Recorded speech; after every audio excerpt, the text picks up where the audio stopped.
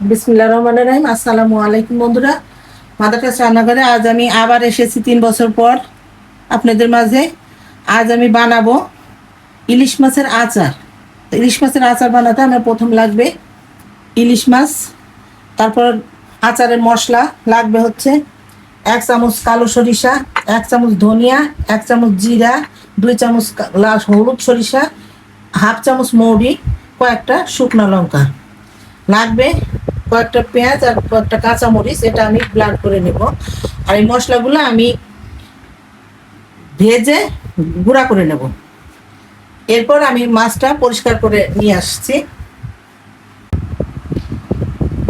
মাছটা পরিষ্কার করে আমি এইভাবে কেটে নিয়েছি। কিছুটা আমি এভাবে ছোট ছোট করে কেটে নিয়েছি, কিছুটা এইভাবে কেটেছি। এটা আমি ভেজে ব্লেন্ড করব, আর এটা ভেজে আচারের মধ্যে ছেড়ে দেব। এরপর দেখাচ্ছি। আমরা চুলায় চলে এসেছি, তেলটা গরম হয়ে গেছে। আমি এখন মাছগুলো ভাজার জন্য তেলের মধ্যে দিয়ে দেব।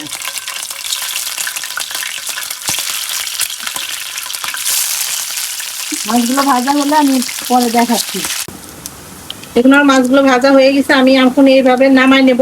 আর এই তেল সহ মাছগুলো ব্লেন্ড করব, আর এইগুলা আস্তে আস্তে দেব। আমরা আচার বানাতে চলে আসছি।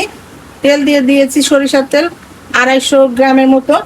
এখন একটু সামান্য একটু যেহেতু আচার তাই একটু কালো জিরা দিয়ে দিলাম। এবার দিয়ে দেবো সেই ব্লেন্ড করা পেঁয়াজ আর কাঁচামরিচ।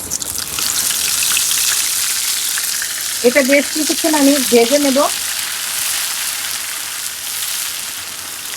তারপর আবার দেখাচ্ছি। পেঁয়াজ ভাজাটা এই পর্যায়ে আসছে। এখন আমি দিয়ে দেবো একটু হলুদ গুঁড়া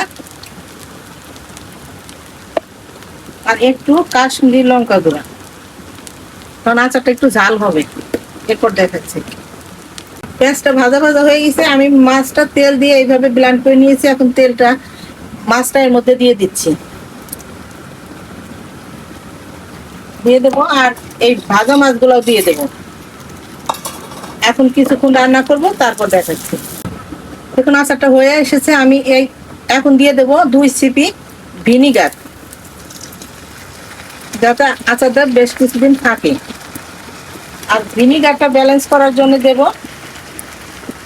একটুখানি চিনি, এতটুকু হাফ চামচ। আর সর্বশেষ দেব আমাদের সেই আচারের মশলাটা। এই যে এখন মিশায় আমি ঠান্ডা করে বোতলে ভরে রাখলেই হয়ে গেল আমাদের ইলিশ মাছের আচার। এই যে আমাদের আচারের ফাইনাল লুক।